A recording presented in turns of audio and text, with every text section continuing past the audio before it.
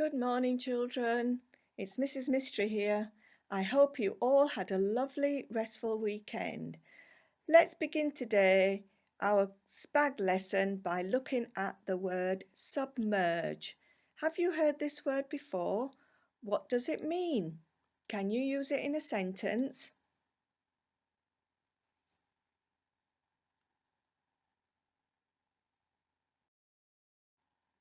Submerge. The definition is cause something to be underwater. Synonyms, that means words that mean the same as submerge: plunge, immerse, drown, swamp.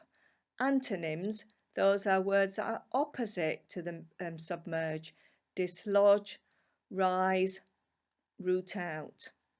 Did you manage to write a sentence? Look at my sentence. Submerge the tomatoes in boiling water so that they will be easier to peel.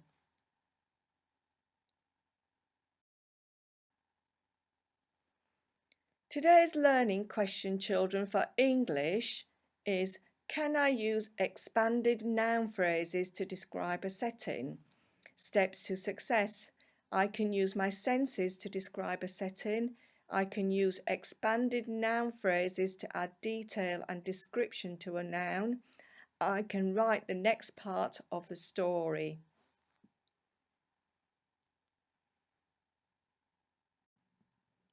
What is a noun? What is an adjective? Let us remind ourselves. A noun is a person, place or thing. For example, Mrs. Mystery is a name. London is a name of a place. Car is an object. An adjective is a describing word. For example, soft, little, beautiful.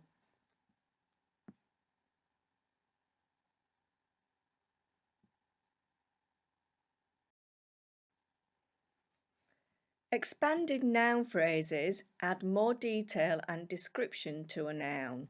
For example, the dog is a noun phrase, dog being the noun. Expanded noun phrase is the black dog because it's describing the dog with an adjective. If we use more than one adjective, we need to separate them with a comma. Expanded noun phrase, for example, the big black dog.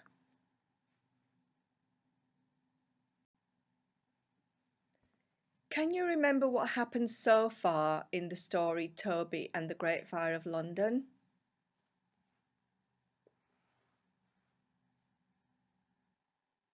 I'm going to read the story from the beginning to remind you what happened in the story.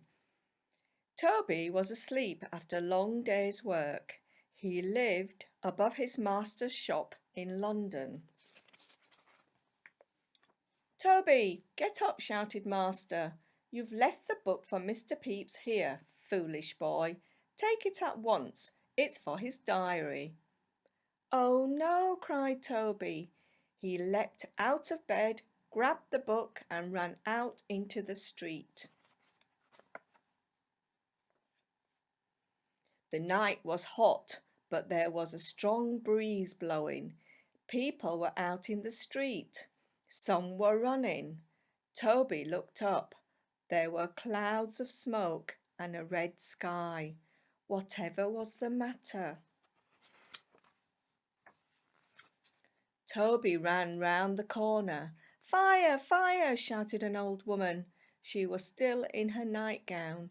London's burning, cried a boy, and the river's full of boats. Toby saw the flames. He ran on. The streets were full of carts and choked with smoke. Toby pushed past the crowds of people. He must find Mr. Pepys. At last, Toby found Mr. Pepys' house and knocked on his door.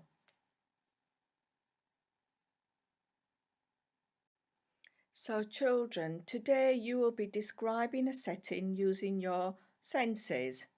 Think about what Toby saw, what Toby could smell, taste, how Toby felt, what Toby was thinking. What do you think happens when Toby knocks on the door? Look at the pictures to help you.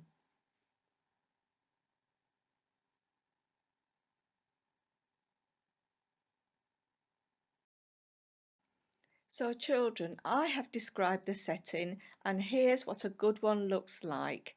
As I'm reading, think about what is good about the writing.